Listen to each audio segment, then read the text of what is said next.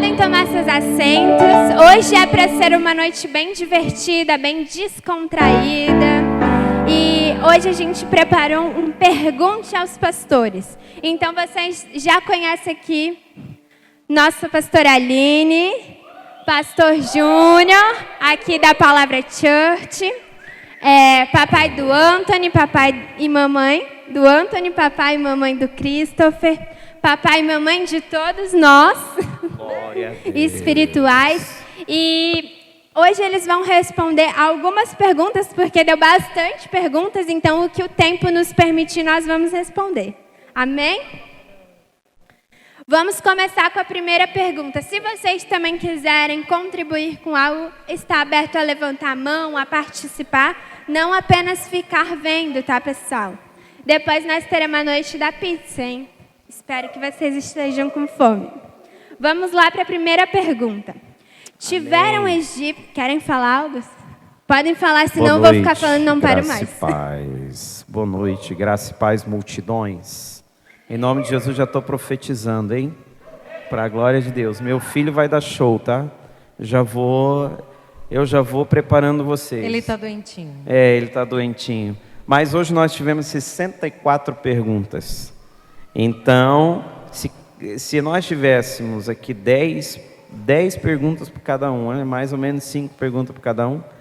Então, nós vamos tentar responder todas, por isso que eu vou ser bem rápido, tentar ser bem rápido nas respostas, tá bom? E a pastora vai estar aqui para me auxiliar se eu errar alguma coisa.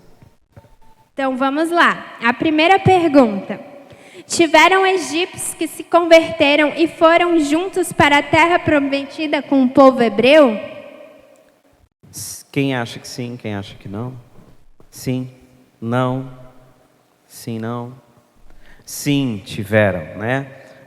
O próprio texto de Êxodo capítulo 12, 38, diz que subiu também com eles muita mistura de gente e ovelhas e bois e uma grande quantidade de gado. Então teve muitos egípcios que se impressionaram com o que Deus fez através das 10 pragas e acabaram se convertendo ao judaísmo, ao Deus daquele povo, perceberam que o Deus daquele povo era real, e por isso se converteram e saíram junto com todo o povo de Israel do Egito rumo à terra de Canaã. Vocês entenderam? Olha, prestem atenção, hein? Qual foi o maior perrengue que vocês já passaram no louvor? Muitas histórias, muitas eu acho. Muitos perrengues no louvor. Louvor é um lugar que dá bastante perrengue. Muito perrengue no louvor.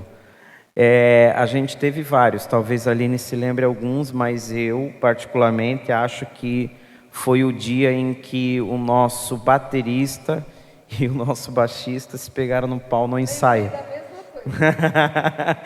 Nós estávamos ensaiando uma música, a gente já tinha tentado ensaiar ela umas 3, 4 vezes e sempre dava briga. Era Pai de Amor, da banda Odres Novos, né?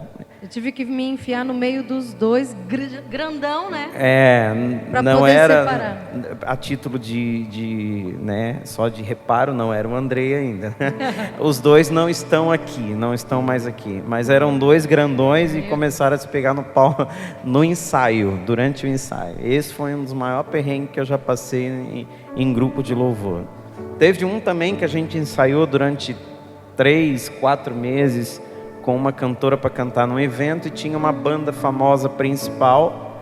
Quando a gente chegou lá, a banda famosa principal não deixou a gente cantar com aquela cantora que a gente tinha ensaiado há tanto tempo. Eles disseram que não podia mexer nos instrumentos e tal. Isso fora coisas, tipo aquele dia que a gente foi cantar em Penha, que a gente tinha um menino que tocava guitarra e tinha uma pedaleira do demônio.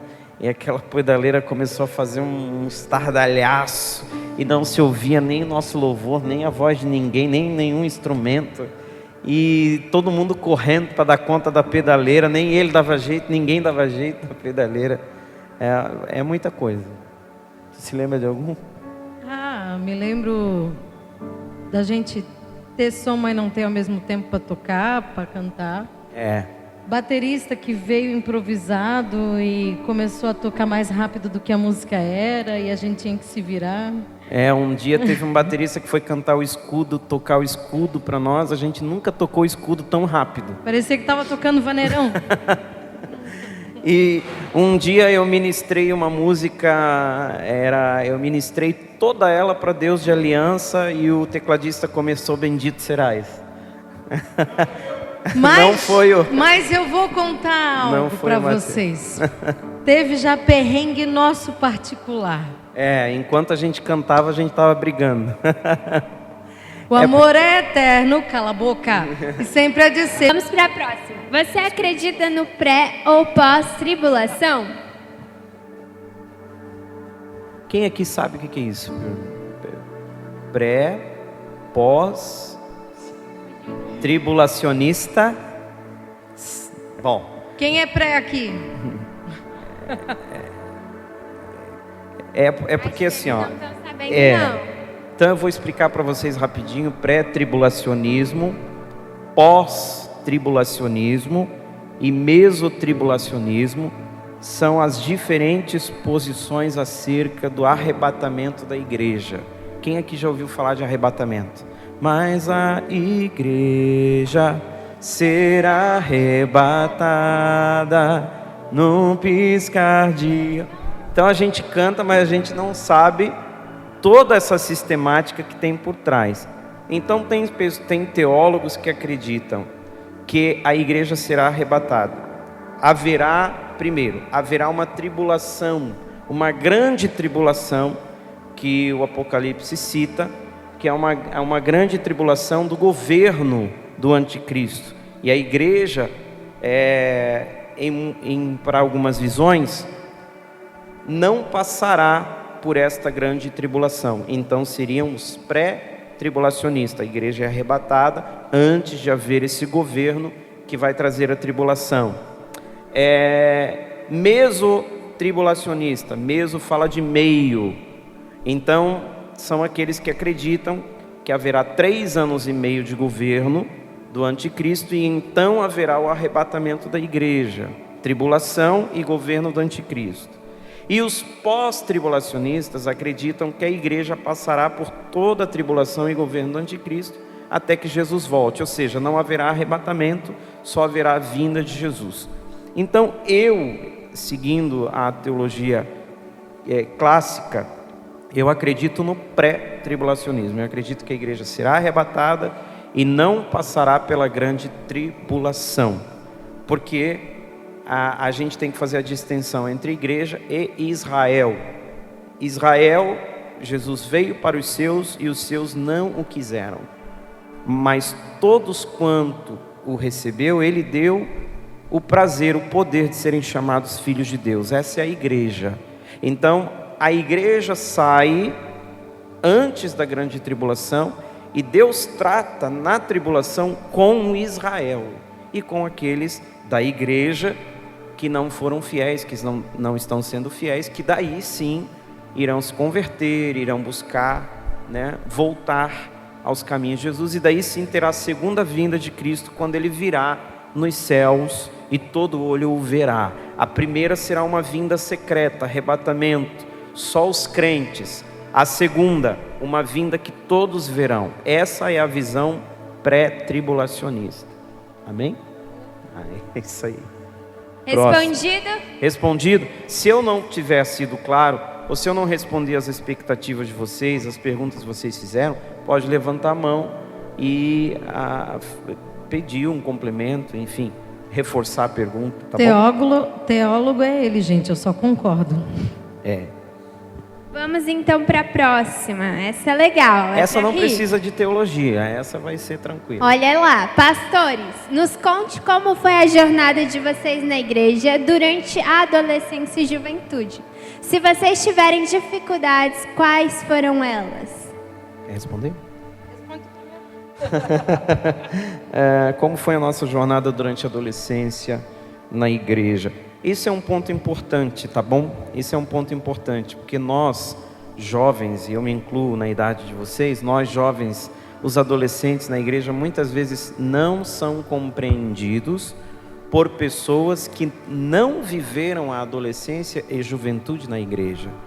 Então muitas vezes a pessoa não viveu a adolescência e a juventude na igreja, mas julga aqueles que estão vivendo a juventude e a adolescência na igreja, entende?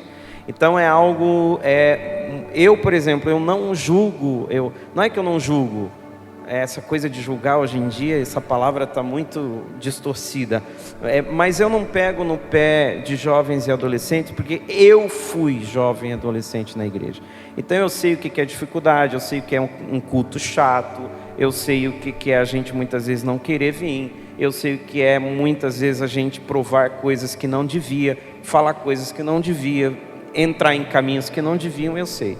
Então, a minha jornada, principalmente a minha juventude, eu tive dificuldades mais na área de me enturmar mesmo, que é uma característica da adolescência. Então, a minha forma de me enturmar foi um pouco difícil, porque só se enturma quem se envolve, quem não se envolve não se enturma, e daí fica cada vez mais introspectivo. Então eu tive uma dificuldadezinha nesse sentido, mas de resto, como eu fui criado na igreja, foi um fluxo normal para mim, não tinha muita novidade, as coisas que a igreja oferecia para mim não eram uma novidade negativa ou positiva, simplesmente era a minha vida, aquilo ali era a minha vida, era o ciclo de amizade que eu vivia, era o ambiente que eu vivia. Então eu não questionava, sabe como as pessoas hoje questionam tudo, querem muitas vezes colocar defeitos em tudo. Eu não, foi bem tranquilo, tudo que fazia na igreja estava bom, tudo era legal, sabe, vivi momentos preciosos, não me perdi porque tive grandes líderes que me ajudaram, que me aconselharam, e também porque eu vivi dentro da igreja. Então se eu tive algum problema, até uma vez uma mulher viu a Aline e eu brigando, quando a gente era namorado a gente brigava bastante, até mais do que agora, casado a gente nem briga mais, é porque eu comprei uma arma, né? Então, e eu sou prova. Eu era o chaveirinho. Não, brincadeira. Depois de casado a gente mal briga, assim, a gente se entende bem. Mas quando a gente era namorado a gente brigava muito. Teve uma irmã que viu. Essa irmã viveu a vida inteira dela, irmãos, no mundo, no mundo. E ela se converteu há pouco tempo e estava ali na igreja, viu a Aline e eu brigando. E ela ficou escandalizada, com um casal de namorado, filho do pastor, brigando, com a namorada. Eu disse para ela: irmã, tudo que eu faço dentro da igreja. Eu brigo dentro da igreja. Eu tenho paz, eu tenho dentro da igreja, porque a minha vida é dentro da igreja. Eu não vivi fora. A sua já foi toda fora, agora é que está chegando. Então não sabe como é que é a igreja. Igreja é isso, igreja é viver, igreja é estar junto, igreja é brigar, igreja é se abraçar, faz parte, é família, entendeu? A gente chora junto, a gente se alegra junto, e se não tiver bom, semana que vem vai ficar bom. E é assim que eu vivi, estou aqui até hoje, estou bem, estou saudável, estou no caminho de Deus, e só espero que os meus filhos também tenham a mesma vida abundante que eu tive na adolescência na igreja. Tivesse alguma dificuldade, pastora? Muita. Quer compartilhar alguma? Tive com pastores, tive com líderes de ministério, tive com amigos de louvor, bastante. Eu sempre fui uma pessoa, até hoje, eu sou meia fria em questão de relacionamentos. Eu não me preocupo se eu tenho muito ou se eu não tenho ninguém do meu lado. Só que eu sou uma pessoa que quando eu tô ali, eu tô junto, Eu tô pro que precisar, o que vier. E eu sempre me envolvi demais, sempre me envolvo de coração para as coisas. E eu sou muito boba, porque eu não percebo a maldade nas pessoas, eu não percebo a malícia nas pessoas. Ou melhor, eu não percebia, Hoje que eu sou mais velha, eu comecei a perceber. E na adolescência eu não entendia, não prestava atenção quando eu ia cantar, quando eu ia participar de alguma coisa, que as pessoas debochavam, que as pessoas criticavam, jovens, tudo. E tinha muitas coisas que me afetavam, né? Porque eu não era a filha do pastor, tipo Júnior. Ele, creio eu que ele era uma figura assim mais protegida, né? A gente, quando é membro normal, qualquer pessoa pode vir e te afetar, lançar palavras, falar, elas não estão nem aí. E uma coisa que eu me lembro muito forte que aconteceu comigo foi quando eu fui convidada para participar de um ensaio do grupo de louvor. Louvor, perrengue no louvor. Louvor. Eu me lembro que eu comecei a cantar e duas meninas, inclusive a filha do pastor, ficavam rindo e debochando de mim. Eu não entendi o porquê. Porque foram elas que me chamaram. Entende? Então naquela hora eu percebi a malícia. Aí eu não tinha nem 11 anos de idade. Eu larguei o microfone, saí correndo para dentro do banheiro da igreja, comecei a chorar. E daquele dia eu não queria mais participar da igreja. Porque eram várias vezes assim, sabe? Eu não entendia o porquê que as pessoas assim, principalmente as meninas da igreja, elas não queriam que eu participasse das coisas. Porque o altar sempre foi a última coisa para mim. Eu não acreditava que eu tinha algum projeto com o altar. Eu dava aula para as crianças, eu limpava o chão da igreja, eu participava da cantina, qualquer coisa. Mas quando eu comecei a me aproximar do altar, parecia que as pessoas elas não gostavam disso. E uma das coisas mais agora para a fase adulta que me marcou foi quando uma pessoa que eu valorizava muito, ela disse assim para mim, fica só no banco, só canta, não faz mais nada. Aquilo ali me marcou muito. Por muito tempo eu fiquei com uma trava no meu ministério, porque eu achava que eu era imprestável. E a gente não tem noção o que a gente lança para as pessoas podem bloquear elas no ministério delas. E eu fui muito tempo bloqueada por essas pessoas que passaram pela minha vida, porque realmente eu achava que eu não tinha dons, eu não tinha talentos, eu não tinha propósitos, sabe? E hoje eu olho para um jovem, para um adolescente, eu tomo muito cuidado. Eu entendo que estar na igreja, nem sempre a gente está aqui com propósito. Quase sempre a gente não está. A gente está porque a gente vem por conta de um namorado, a gente vem por conta de um colega, a gente vem porque a gente não tem nada para fazer em casa, quer se juntar com a galera. Mas a gente precisa criar um amadurecimento da nossa mente. Que Deus, Ele está aqui nesse momento e Ele está tentando puxar você para perto.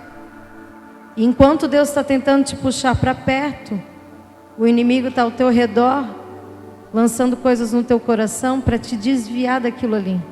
E muitas das vezes você vem aqui para a igreja, alguma coisa acontece e você sai magoado e você diz, tá vendo? Esse lugar não é para mim. Só que não é que esse lugar não é para ti, é porque o inimigo está tentando tirar você do propósito. Você tem propósito. E esses dias uma mãe, ela veio para mim desesperada, falando do filho, porque o filho tinha feito alguma coisa. E eu disse assim para ela, mana, valoriza, isso daqui não é nada. Ele te contou, ele conversou contigo, isso tudo aqui vai passar. Deus, Ele está cuidando da tua casa. E eu falo isso para vocês, Deus, Ele está cuidando de vocês. Eu tenho certeza que a adolescência, a juventude de vocês não é fácil. Eu já tive na pele de vocês. São responsabilidades que para a gente às vezes é pequena, né? Mas Deus, Ele está cuidando do coração de vocês, Ele está cuidando da mente de vocês. E Ele tem um propósito, um futuro extraordinário para cada um de vocês. Amém? vamos para a próxima, que é bem mais ou menos esse assunto já. Pastores, quando vocês eram jovens, vocês já tiveram vontade de participar do mundo lá fora? Vocês tinham vontade de fazer as mesmas coisas que as pessoas do mundo faziam? Como eu disse para vocês, eu fui criado na igreja. Então, uma das coisas que isso já estava dentro do meu coração é aquilo que eu sou. A gente tem que escolher as vozes que a gente vai ouvir. A gente tem que escolher os caminhos que a gente vai seguir. Então, para mim foi muito natural. Obviamente que eu vi amigos, fiz muitas coisas. Até numa live anterior, aí, num Shiftcast, aí, eu falei de algumas coisas. Não vou repeti-las porque já está lá. Mas sempre sabendo do propósito. Como a pastora falou, se Deus tem propósito, sempre sabendo do propósito. A gente tem que entender o seguinte: a cada escolha, guarda essa frase para vocês, a cada escolha uma renúncia. A cada escolha uma renúncia. Fazer as mesmas coisas que as pessoas do mundo fazem vai gerar o mesmo resultado que elas têm. Você gosta do resultado que elas têm? Faça as mesmas coisas. Não gosta do resultado que elas têm? Não ache que o seu resultado vai ser diferente se você fizer as mesmas coisas. Então o Senhor está te guardando num lugar, está te chamando para um propósito, e você tem que decidir. Eu vou ouvir que voz? Eu tenho vontade de fazer tal coisa. Quem tem vontade de fazer tudo, de comer tudo, quando chega num lugar, de comprar tudo, é o Anthony, que não tem maturidade. Entende? Agora eu sei o que eu vou comprar, o que eu vou comer. A gente tem que ter maturidade de escolher. Então o mundo tem muita coisa, mas você tem que ter maturidade para escolher. Nem tudo é para você, nem tudo é para nós. Eu acho lindo quem usa boné, gosto, acho bonito, mas eu, se usar boné, eu fico com 2 orelhas de jumbo. Então nunca usei boné, não compro boné. Eu vou numa loja, olho os bonés, eu acho legal, eu queria poder usar, mas para mim não serve. E isso vale para a área espiritual, área de relacionamento, área sexual, área de você seguir na profissão. Tem profissão que eu acho baita legal, mas para mim não serve. Então isso é maturidade, é você olhar e ver o que serve e o que não serve. Eu tive várias vontades, estando na igreja, né? Participei de uma festa uma vez e a experiência que eu tive foi terrível. Eu nunca tive uma experiência fora da igreja além dessa. Eu via pessoas caídas no chão, de todos os jeitos, e um momento eu tive um temor muito grande. Eu fui para a porta daquele lugar e eu disse assim para Deus: Deus, se eu sair daqui viva, eu disse bem assim para Deus, eu nunca mais tiro meus pés da igreja. Foi uma experiência muito forte para mim, né? Porque meu lugar, meu ambiente era só a igreja. Só que como a gente vive no mundo, a gente tem amigos no colégio que são mundanos. Então minhas amigas, elas viviam falando que tudo era bom, que tudo, né? Eu tive vontade de experimentar um cigarro, nunca coloquei na minha boca, graças a Deus. Mas eu provei uma bebida alcoólica, odiei. Então assim, experiências que a gente sente vontade de fazer. Não vou mentir para vocês. E o próprio, teologicamente falando, o próprio Espírito Santo, ele, se você quer viver no pecado, ele te entrega ao pecado. Você acha aquilo bom, porque ele te entrega ao pecado. Romanos diz que Deus entregou as pessoas para viverem em pecado, porque elas queriam viver. Agora, se você é uma pessoa selada, uma pessoa escolhida, você pode usar o que for, você não vai gostar, porque o Espírito vai testificar. Até hoje eu não entendo, não entra na minha cabeça quem gosta de cerveja, mas tem gente que gosta, mas na minha cabeça não entra, aquilo é horrível, entende? Parece urina, né? Então o cheiro, né? Porque o gosto, nunca tomei urina, só a cerveja. Mas enfim, tem gente que gosta de ficar fora de si. Isso que o pastor falou é muito interessante, porque aconteceu comigo nessa noite. Eu sabia que estava tudo propício para mim acabar com a minha virgindade nessa noite. E Deus, ele foi tão bom comigo, que ele falou assim: bom, tu pedisse, tu estás conhecendo o ambiente, só que eu não vou deixar o mal te tocar. Porque ele me protegeu de um momento, um rapaz ter ido, que ele tinha colocado, sei lá, uma bala, um remédio dentro da bebida. Eu tomei só um gole, gente. Aquele negócio me deixou virada. Eu não tinha mais noção de mais nada. Então, por sorte, tinha uma guria bem mais velha de idade, e ela não permitiu o rapaz me levar. Daí depois ela me falou no outro dia o que aconteceu. E para a gente ter noção, né, que nem os meninos já conseguem se defender e tal, mas se Deus não tivesse ali comigo, eu tinha acabado com a minha vida. E como é que eu seria hoje? Essa questão. É verdade. Sempre pense assim, né? Eu sou tão grande, tão especial, para que eu vou me encaixar em algo tão pequeno? Né? Justamente. Porque aos olhos de Deus nós somos muito grandes e muito especiais.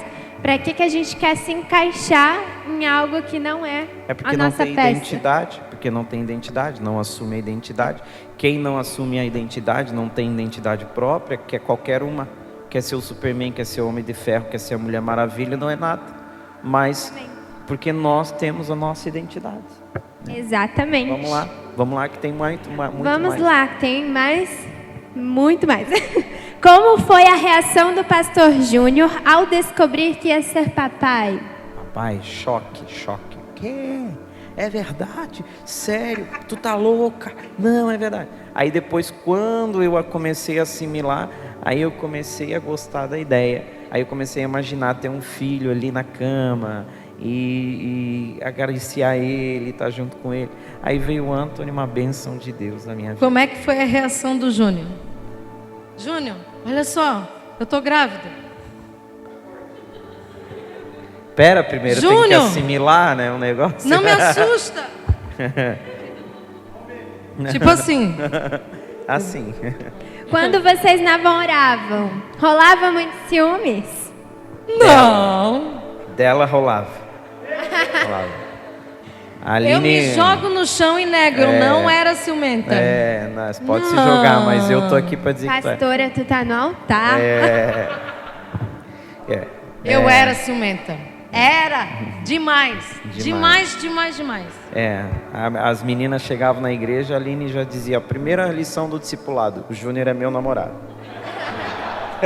Sabe como é? Ó, pega a chave, menina. Você quer tirar todas as minas da frente do seu esposo? Não ensina essas Apareceu coisas. Uma guria na igreja. Prazer, tudo bem? Eu sou fulana. Seja amiga dela.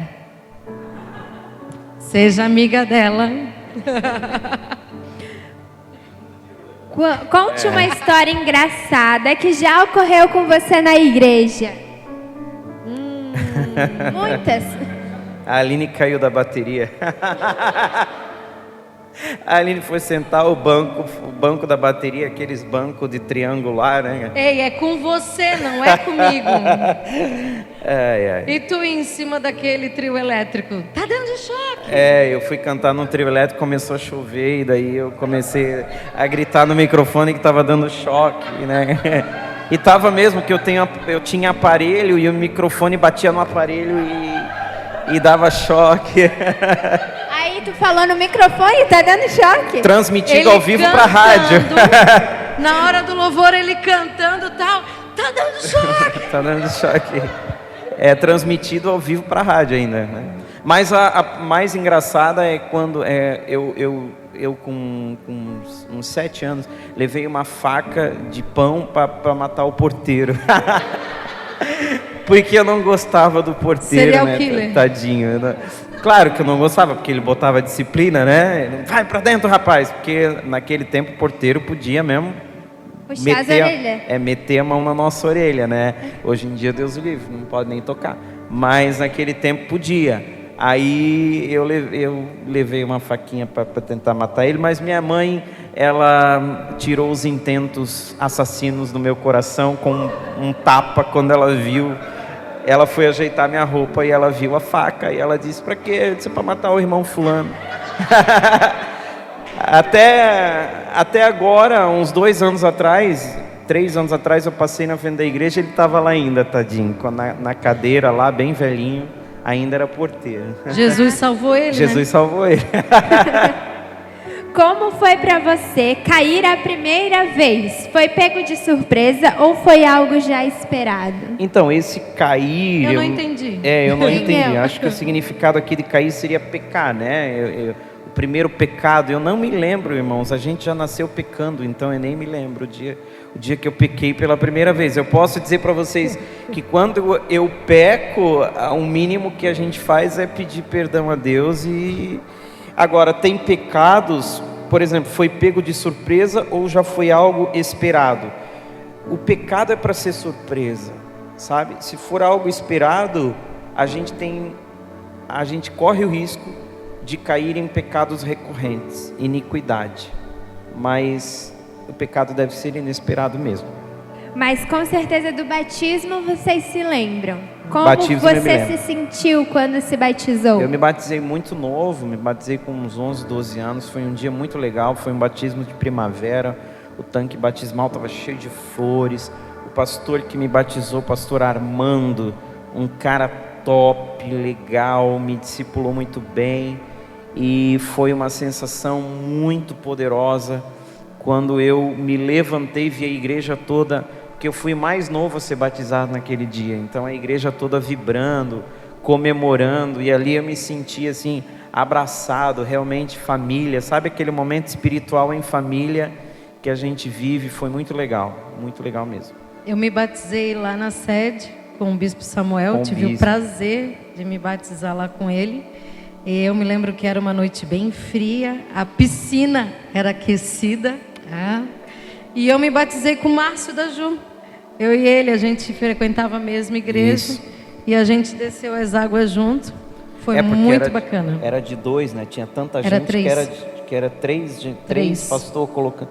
Veja, tanta gente. Vinha as mulheres de um lado, né? E os homens do outro. Lá na CI sede. Vinha CI de tudo quanto era lugar. Aquela igreja ficava lotada. Era muito bacana. Tempo bom. Top. E com quantos anos vocês começaram a ter dons espirituais? Meu Deus. Então. Boa pergunta. Com quantos anos? Tu vê? Eu canto desde que eu me conheço por gente. Então cantar era um dos dons que eu já tinha.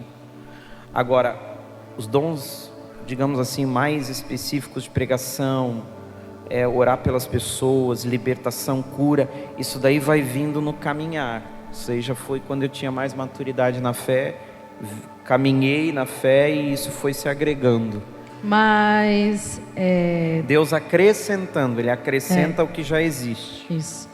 Porque desde muito novo tu já davas aula para os jovens, liderava os jovens. Então tudo isso são dons, né? Dom de liderança também, sempre tive no meio, né? Depois vocês vão ver aqui, a gente vai chegar em uma questão sobre a pessoa ter oportunidade na igreja. Vamos perguntar aqui sobre oportunidade na igreja. E o que eu vou dizer para vocês é isso, é se envolver. Como eu estava metido em tudo, eu era líder, eu cantava, eu dava aula para as crianças, vinha cantar, voltava para dar aula para as crianças, sabe? Já limpei igreja, já pintei igreja. Meu Deus. Já fez teatro, já dançou. Já fez teatro. Já dançou, gente. Já dancei também. E o que precisar, a gente tá aí. E quando você viu que era a hora de começar o seu pastoreio? Meu Deus. Então, viveu tudo isso e disse, não, agora eu tenho que avançar mais um pouco. Aí quando você faz essas coisas, Deus vai confirmando e vai te dando novas perspectivas, entende? Você chegou aqui, Deus começa o processo. Então, na pandemia, é que eu vi que realmente eu ia ter que ficar à frente da igreja. Porque daí meu pai disse que iria parar. Eu já tinha recebido palavras nesse direcionamento: você vai ser pastor, pastor. Eu fui levantado pastor, eu não queria, né? Foi uma armação, digamos assim, do meu pastor na época e do pai, que juntos me levaram para o culto e disseram... Foram 2 tentativas para um dia a gente é pastor. Na segunda deu certo. A segunda deu certo. É porque todo mundo que quer, que vai ser alguma coisa, não quer, foge, entende? Mas Deus te pega, me pegou, e daí eu tive que, na pandemia, assumir esse compromisso. E quem foi curador na Bíblia? Então, essa pergunta, né? Quem foi curador na Bíblia, né? O dom de cura, na realidade, acompanhou muito os sinais de Jesus, né? Também acompanhou os sinais da igreja no primeiro século. Então, a gente tem dons de cura sendo liberados em toda a palavra de Deus, mas Jesus é o principal curador, e depois até a igreja de Atos dos Apóstolos, o texto diz que muitos prodígios e maravilhas eram feitos por meio dos apóstolos. Isso inclui cura. Então a cura começou a fazer parte da igreja desde o primeiro século, com a figura de Jesus principal, depois os apóstolos. E como é liderar uma igreja? Como é liderar uma igreja? É intenso. A gente precisa ter muita inteligência emocional, muita força espiritual para as batalhas, que é intenso. A gente tem uma vida bem limitada. É pesado. Quando eu digo vida limitada, é de muitas coisas que você não pode fazer, não pode dizer, guerras que você não pode entrar. Você tem que se preservar muito, porque como líder da igreja, tu não pode se expor a muitas coisas. Então é muito intenso assim, mas Deus nos prepara ao longo da caminhada para tudo isso. Em tudo, né? Tu não podes, tu tem que se preservar na tua vida particular e também como você vai agir dentro da igreja, né? Existem muitas coisas que a gente não pode ser, que a gente não pode fazer, que a gente não pode falar. Então, isso pode nas soar, duas áreas, né? Isso pode soar assim: meu, que chato, não pode. Não é que é chato, é que existe uma liturgia do cargo, entendeu? Tem coisas que o presidente não pode falar e fazer, entende? Embora a gente tenha um que faz e fala tudo, mas enfim. Mas tem coisas que ele não pode dizer, tem coisas que o presidente do Senado não pode dizer, e assim por diante. E pastor também, tem coisas que tu não pode entrar, então tem que saber também. A própria rainha da Inglaterra, né? Tanto que o pessoal fala que é sempre... Sim, tem os protocolos, né? Então a gente tem que saber, embora a gente seja comum, não seja rainha, não seja presidente, não seja, mas a gente é autoridade eclesiástica dentro da igreja. Então Deus nos deu uma autoridade. E Billy Graham dizia, né? Queriam que ele fosse presidente dos Estados Unidos. Ele disse: para que eu vou me rebaixar de cargo se eu sou embaixador dos céus? Então existe uma responsabilidade sobre nós e a gente tem que zelar por ela. E foi fácil abrir mão de muitas coisas para se dedicarem somente à obra de Deus? Então, para viver o propósito, qualquer propósito que seja, você sempre vai abrir mão de alguma coisa, sempre. Eu quero ser médico, vai abrir mão de muitos fins de semana, de muitas festas, porque você vai ter que estudar muito, né? Então abrir mão vai daquilo que a gente valoriza no momento. Abrir mão do quê? O que é abrir mão? Porque quando a pessoa faz essa pergunta, né, talvez na visão dela, abrir mão para a obra de Deus é algo negativo, né? Mas toda pessoa que deseja viver para ajudar os outros, vai ter que abrir mão de alguma coisa. Então muitas vezes você paga o preço pelo cargo que exerce. Não, como a gente falou aqui, não pode falar qualquer coisa, tem que deixar muita coisa passar, tem que aprender a perder, Muitas vezes tu vai ter que aprender a perder. É que na realidade, quando tu estás naquele momento, vamos supor aqui, nós temos alguns líderes aqui, né?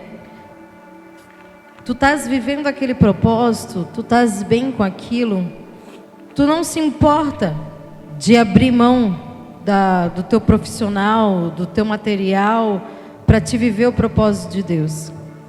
Só que eu não vou mentir para vocês, chega em período na nossa vida que as lutas elas são tão fortes que a gente se pergunta assim, nossa, eu abri mão de tudo aquilo que eu queria fazer, o meu sonho, o meu projeto de vida, por conta de pessoas. E muitas vezes vai bater a frustração, vai bater. Só que é nesse momento que nós estamos entrando dentro da caverna, né?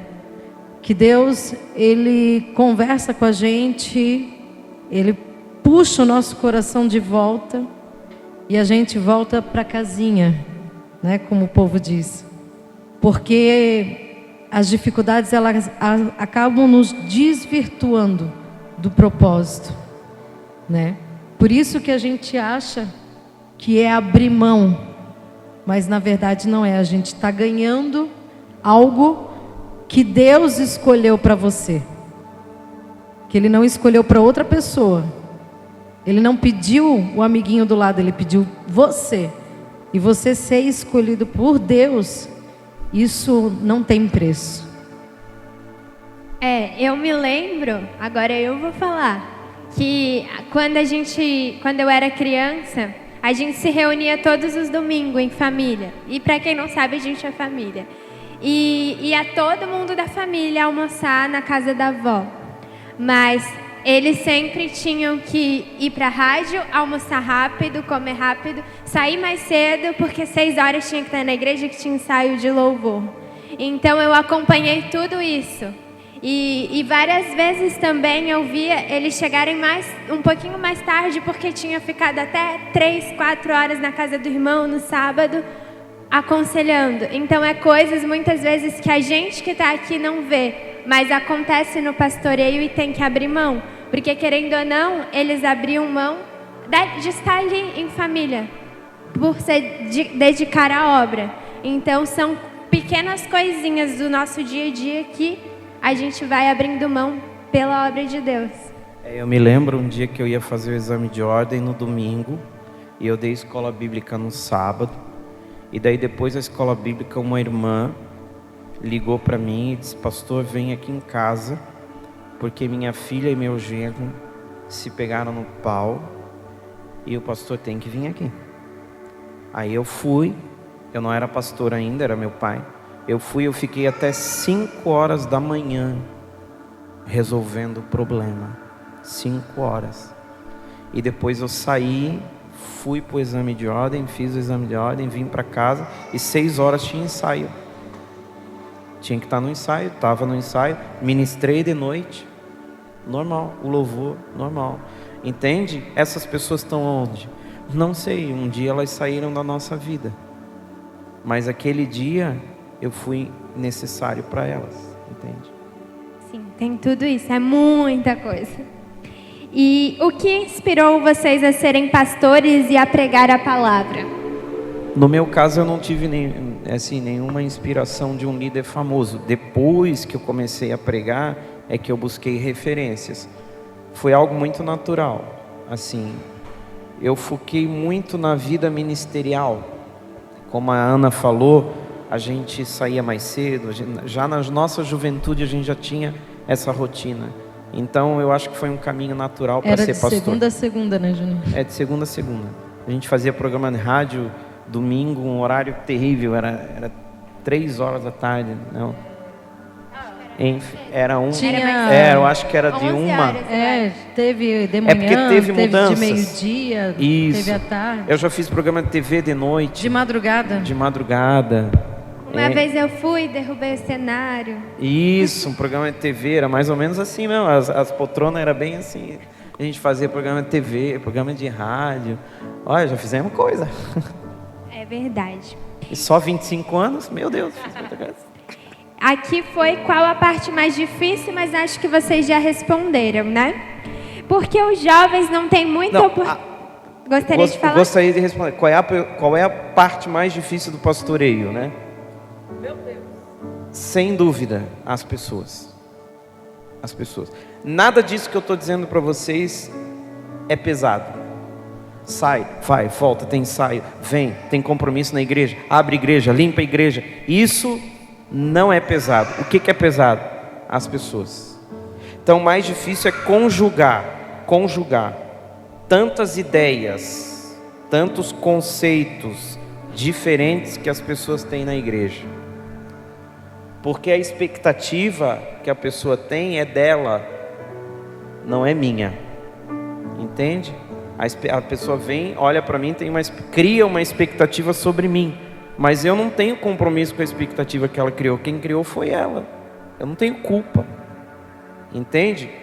Então, o mais difícil é lidar com as pessoas. Toda a vida disparada.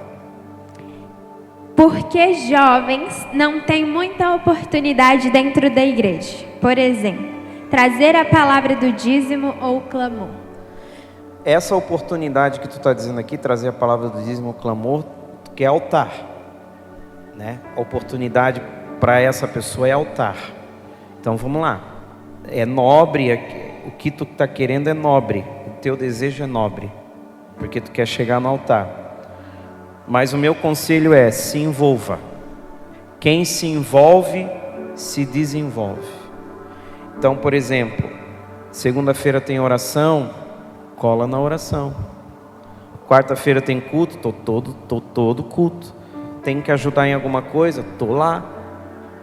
Entende? Então não adianta querer o altar, clamor, no domingo, que a igreja está cheia. Isso daí, irmãos, como a Aline falou, o altar foi a última coisa para nós. A gente passou em todas as áreas da igreja primeiro. O altar vem depois, é a última coisa.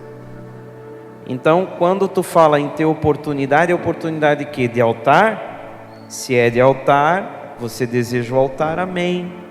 É muito nobre da sua parte, mas faça por onde? Seja responsável, que Deus vai te honrar. Se prepare também. Diga: pastor, eu tenho uma palavra de oferta, Deus tocou no meu coração.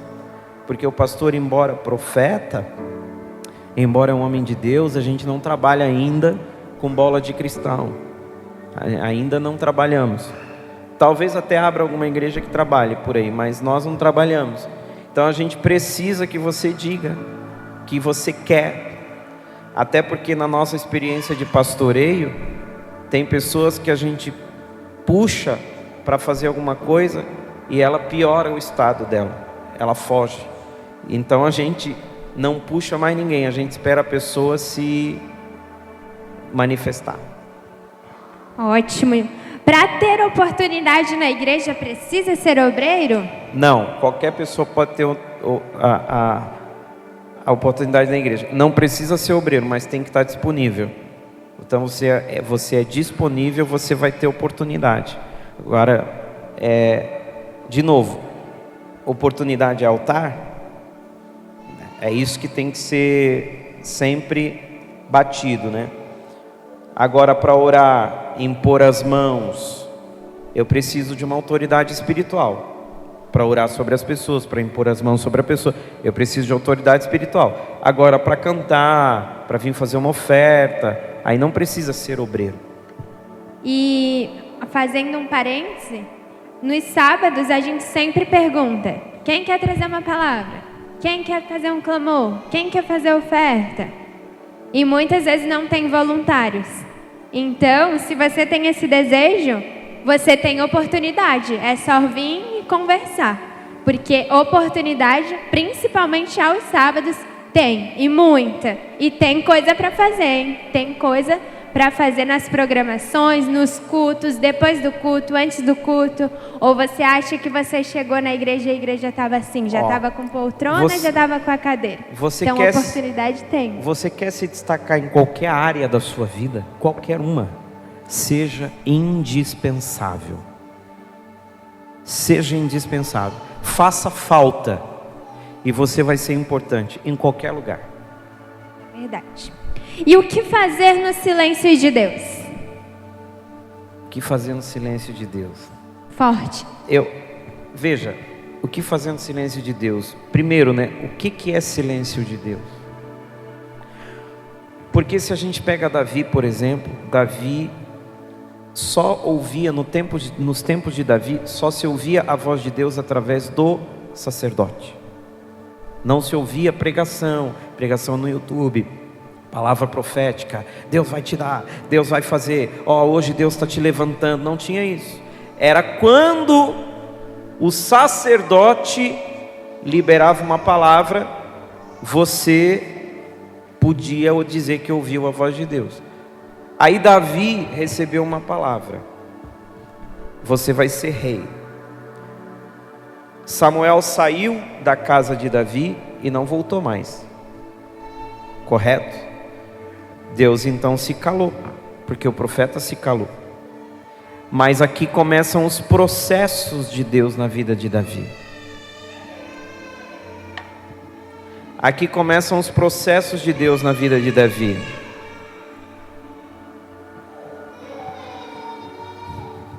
Ele também quer falar, pessoal. Deixa ele vir falar também.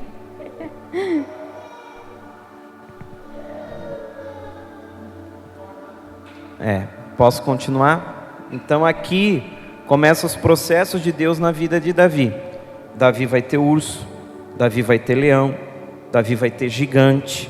E com o urso, com o leão, Davi está sozinho. Não tem o profeta lá como voz de Deus para dizer para ele: isso mesmo, mata o urso, isso mesmo, mata o leão. Deus está te dando autoridade agora para você matar o leão. Não tinha. O profeta estava lá na tenda, o profeta estava lá no santuário, e Davi estava vivendo as suas experiências, entendeu? Estava vivendo os seus processos. Então eu digo o seguinte: você está no silêncio de Deus, viva os processos. Viva os processos que Deus está propondo para você. Viva o urso, viva o leão, até você chegar ao trono. Tinha uma palavra: eu vou chegar ao trono. Mas você tem que viver o processo para chegar até o propósito. Então, se Deus está calado, no seu conceito, na sua opinião, Deus está calado, viva os propósitos, os processos, perdão. E como será a condição moral e espiritual nos últimos tempos? Como que vai ser nos últimos tempos, né? 2 Timóteo 3 nos dá 19 adjetivos das pessoas que vão compor o fim dos tempos. E esses 19 adjetivos são, eu vou ler para vocês, 2 Timóteo, se de repente quiser marcar aí, marque, 2 Timóteo capítulo 3. Diz assim: saiba que nos últimos dias haverão tempos muito difíceis, porque as pessoas só amarão a si mesmas, ao dinheiro, serão arrogantes, orgulhosas, zombarão de Deus, desobedecerão a seus pais, serão ingratas e profanas, não terão afeição e nem perdoarão, caluniarão outros e não terão autocontrole, serão cruéis e odiarão o que é bom, trairão os amigos, serão imprudentes e cheios de si, e amarão os prazeres em vez de amar a Deus. Serão religiosas apenas na aparência, mas rejeitarão o poder capaz de lhes dar a verdadeira devoção. Fique longe de gente assim. 2 Timóteo capítulo 3. Anotaram? E quando é o tempo da salvação? Quando é o tempo da salvação? É uma pergunta também bem difícil de entender qual é o objetivo, porque quando é o tempo da salvação? É agora. É agora. A graça, Tito, né, Paulo a Tito diz: a graça de Deus se manifestou salvadora a todos os homens. A salvação, o tempo da salvação é agora. Nunca é tarde para você ser uma pessoa salva. Amém? Você que vai ver pelo YouTube, nunca é tarde para você ser salvo. E quanto custa a salvação da alma? Custa um coração arrependido. Ninguém vai ter salvação se não se arrepender dos seus pecados. Tudo começa pelo arrependimento. É por isso que a gente tem que pedir para o Espírito Santo nos convencer do pecado, do juízo e da justiça. Isaías 66:2 diz: para este eu olharei, para o humilde e contrito de coração, que teme e que treme diante das minhas palavras. Então, qual é o caminho? O que custa a salvação? O meu arrependimento. Se eu não me arrepender, não existe como operar a salvação. O medo produz o que na pessoa? O medo ele produz, ele causa uma desordem sensorial em nós. O medo. Então você pensa em coisas que não existem. Por exemplo, os discípulos em Mateus, lá em Mateus, eles confundiram, eu acho que é capítulo 14, eles confundiram Jesus com um fantasma no meio de uma tempestade, porque eles estavam com medo. Então quando a gente está com medo, a gente começa a enxergar nos outros coisas que não existem, na vida coisas que não existem. Entende? Deus quer te trazer para a realidade. Deus só trabalha com realidade. Então Ele quer tirar, a Bíblia diz assim, ó, o verdadeiro amor lança fora todo medo. Então se você tem algum espírito de medo, porque medo é espírito, se você tem algum tipo de medo, um espírito de medo, nós repreendemos no nome de Jesus. Que você tenha coragem, em nome de Jesus.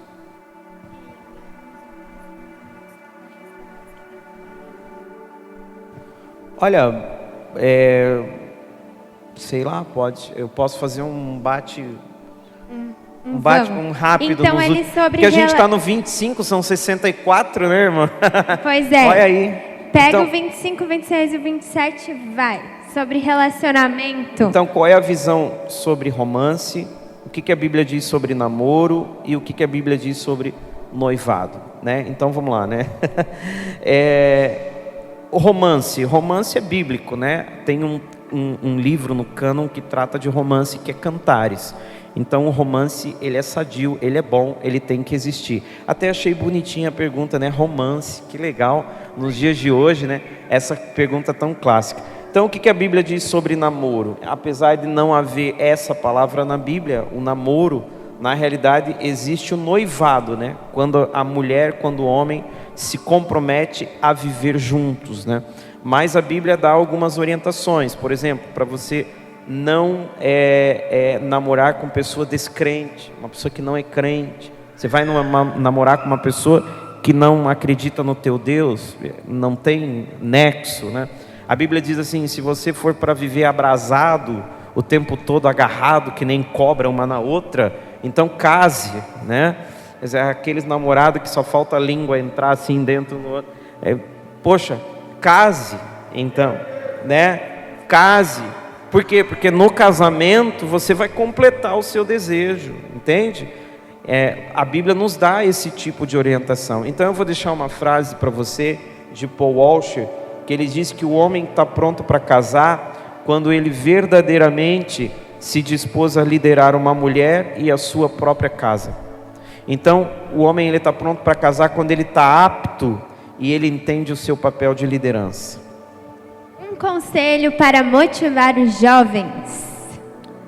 Um conselho para motivar os jovens. Eu diria para vocês usarem o tempo que vocês têm, a juventude que vocês têm, para planejar o futuro. Planejem o futuro de vocês. O futuro financeiro. O futuro de relacionamento. Porque assim, gente, cuidem com as decisões. Escuta o que o pastor vai te falar. Decisões decidem destinos. Decisões decidem destino. Cada decisão que tu está tomando hoje está formando a tua vida amanhã. Então cuida. E como você treina e motiva as pessoas, provavelmente a igreja, para o evangelismo pessoal? O maior treinamento para o evangelismo é o testemunho. Então a igreja primitiva cresceu por causa de testemunho. De que forma você evangeliza uma pessoa? Contando o teu testemunho. Pastor, eu não vivi nada, então não evangelize ninguém. Primeiro viva, para depois você falar. A ressurreição de Lázaro e outros milagres feitos por Jesus, por que não há provas? Vamos lá. Esse eu gostaria de responder. Aqui, ó. Não, fechou aqui, tá bom, obrigado. A gente tem que entender o que são provas para os tempos bíblicos, né? O que é uma prova para um tempo bíblico? São relatos. Relatos são provas, ok? O Jesus histórico existiu, isso é fato. Quem é o Jesus histórico? Um homem que viveu na Galileia e que curou pessoas. Isso existiu e ponto. Por quê? Porque existem milhares de relatos. Então, por exemplo, mais do que Platão e Aristóteles, você sabia que pelos relatos históricos, que são as provas daquele tempo, nós podemos dizer com certeza que Jesus existiu, mas nós não podemos dizer com certeza que Platão e Aristóteles existiram. Eu vou te dar um dado que está na nossa apostila Vocação, da Escola Vocação. Existe, primeiro, o primeiro critério para você ter provas de autenticidade de um documento histórico é o espaço de tempo entre o original e as primeiras cópias, ok? O Novo Testamento, esse espaço é de 25 anos entre o original e a primeira cópia. Falando de história global, é isso aqui. Se você pegar a Ilíada de Homero, por exemplo, 500 anos entre o original e a primeira cópia. Se você pegar Platão, 1200 anos entre o original e a primeira cópia. Ou seja, o Evangelho ganha disparado nesse quesito. 25 anos apenas. Depois, outro critério: o número de cópias manuscritas existentes, que vão comprovar que aquilo existiu. Eu vou te dar um dado. Platão, 7. Evangelho, 5.686 manuscritos. Historicamente, eu estou jogando uma bola de aço em cima de uma formiga. Entendeu? Jesus existiu, fez milagres, morreu e ressuscitou ao terceiro dia. E a história nos diz isso. E o que os 10 mandamentos nos ensinam? Nos ensinam princípios de vida, nos ensinam cuidado de Deus com o seu povo. Um dos 10 mandamentos, por exemplo, diz para você descansar, ter um dia de descanso na sua vida, no seu dia a dia. Isso é cuidado com o povo, não cobiçar as coisas dos outros, porque quando a gente cobiça as coisas dos outros, a gente quer ser quem não é, quer ter o que não pode. Então, desde lá, os evangelhos tratam princípios para nortear a nossa vida. Se Deus é um ser amoroso, por que Ele permite o sofrimento e a dor e todos os tipos de mal? Essa é uma pergunta sempre recorrente, né? Todo mundo quer saber. Se Deus é bom, por que Ele permite o mal? Primeira coisa é que a gente não pode enquadrar Deus nas nossas convenções humanas, no nosso jeito de pensar humano, né? O que é o conceito de Deus permitir? Que Deus permite que uma criança morra. Nós estamos em um mundo em que jaz no maligno, ok? Quem governa o mundo é o maligno. Então Deus, Ele permite, porque se Ele não permitir, Ele será tirano.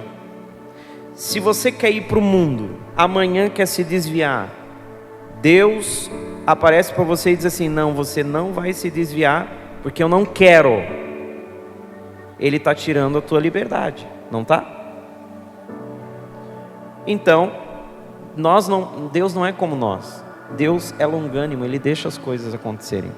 C.S. Lewis diz que a dor é o megafone de Deus.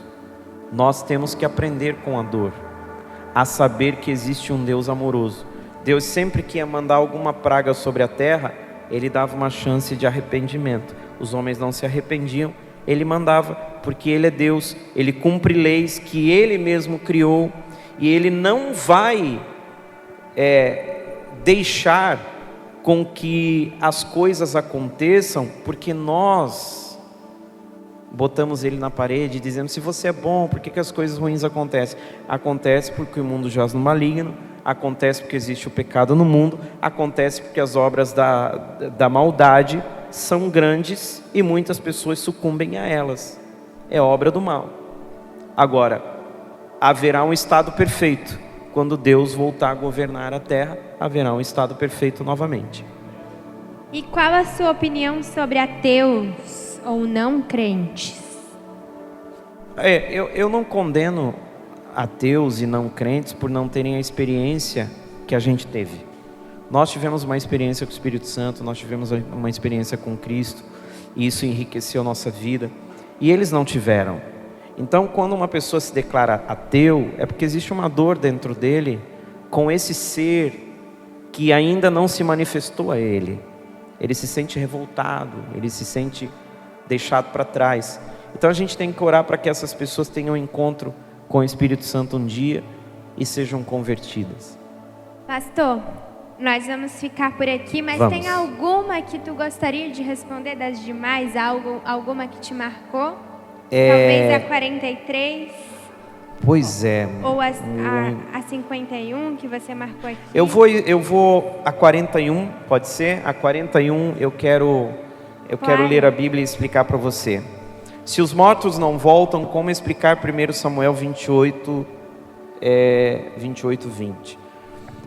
Aqui trata-se de um texto quando Saul ele vai consultar uma bruxa.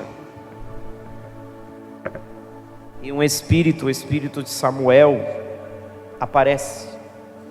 Então, existem muitas dúvidas sobre esse texto bíblico por conta de uma necromante e de uma vidente, e de se esse espírito era mesmo de Samuel ou não.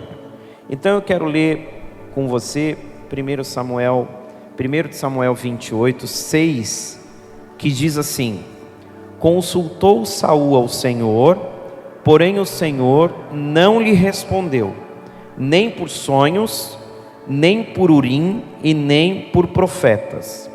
Urim era uma pedra que naquele tempo os israelitas jogavam sorte, e ela dizia ou sim ou não para uma pergunta que eles faziam para Deus. Veja que Deus não respondeu Saul, nem por sonho, nem por Urim e nem por profeta. Então ele toma a iniciativa de ir a uma mulher, uma bruxa, para que fizesse subir o espírito de Samuel. Fazer subir por quê? Aqui está o texto, está dizendo assim, verso 8, e aqui eu já termino. Saul se disfarçou, oh glória, vestiu outras roupas e se foi com ele 2 homens, e de noite chegaram a mulher, e lhe disse: peço-te que me adivinhes pela necromancia e me faças subir. Por quê? Porque antes de Jesus, as pessoas não salvas, as pessoas estavam no Sheol, que era um lugar aonde os mortos iam. Então, antes de Cristo, essas pessoas estavam lá no Sheol, esses espíritos. E por isso que ele diz: faça esse espírito subir. Ele estava embaixo, o Sheol era embaixo. Faça esse espírito subir. Aquele que eu te disser. E respondeu-lhe a mulher: bem sabes que fez Saul, como eliminou da terra os médios e adivinhos. Por que pôs minha arma cilada a minha vida para me matar? Então Saul lhe jurou pelo Senhor, dizendo: tão certo como vive o Senhor, nenhum castigo te sobrevirá por isso. Então lhe disse a mulher: que te farei subir? E respondeu: faz-me subir Samuel. Vendo a mulher a Samuel, gritou em alta voz. A mulher disse a Saul: por que me enganaste? Pois tu mesmo és Saul.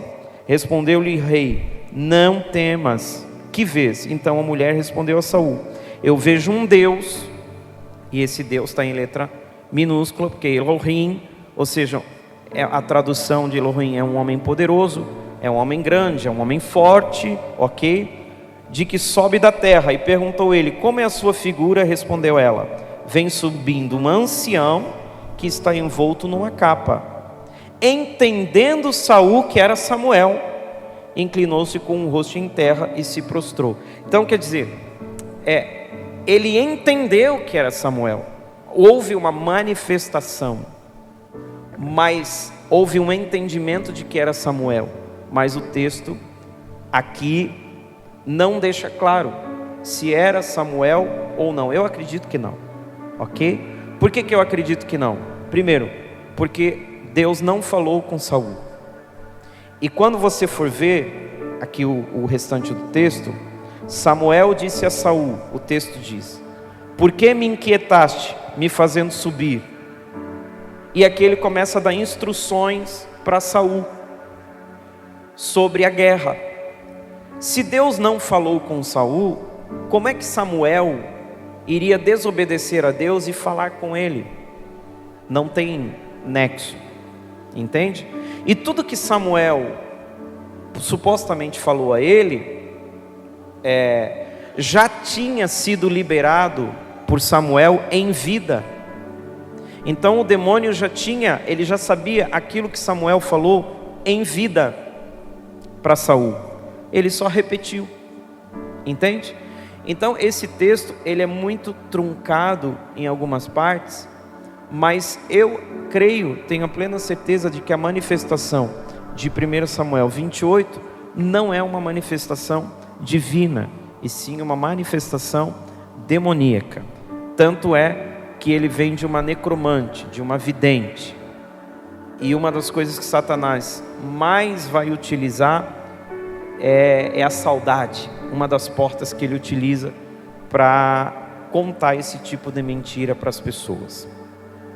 Alguém gostaria de fazer alguma pergunta aqui? Ficou com alguma dúvida? Tem algo a dizer? Depois eu respondo o PDF todo e mando lá no grupo. Sim. Pode ser? Ou a gente pode fazer 2 também. O que vocês acham? Com as outras perguntas?